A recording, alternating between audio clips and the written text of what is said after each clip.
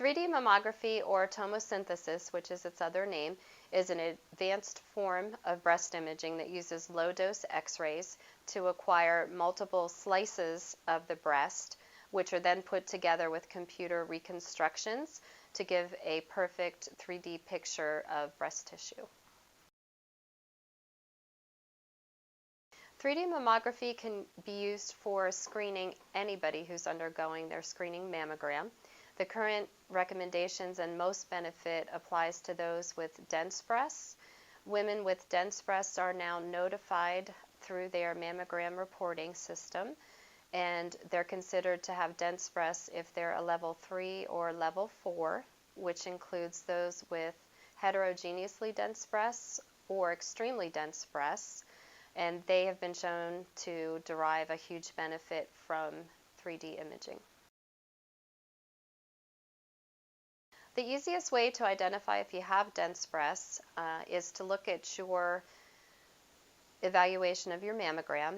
There is a requirement in the state of Pennsylvania now for all women who have mammogram to be notified of their breast density, and this comes in the form of the density grading system. There are 4 levels to breast density, the lowest being a 1, the highest being a 4.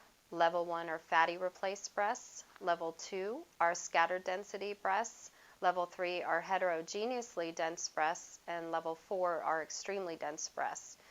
Women who are considered to have dense breasts are in the level 3 and level 4 categories. 2D mammography is still a very good form of digital imaging for the screening population, and it certainly is very good imaging for those who have lower density breasts. So those would be the categories of density including fatty replaced breasts or scattered density breasts, which are level 1 or level 2 in the density readings. The imaging is no different for 2D versus 3D. So patients undergoing that testing would perceive no difference. The only difference comes on the other end, where we're able to acquire a lot more images with the 3D imaging. There aren't any additional risks to getting 3D mammography as opposed to 2D mammography.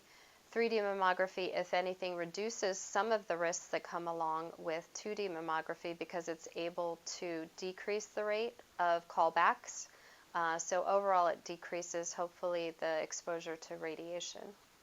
UPMC Susquehanna is leading the charge to try to get our whole entire fleet of mammography units across all the new campuses updated to be able to provide 3D imaging. Currently, at UPMC Susquehanna, we have full capabilities for 3D imaging.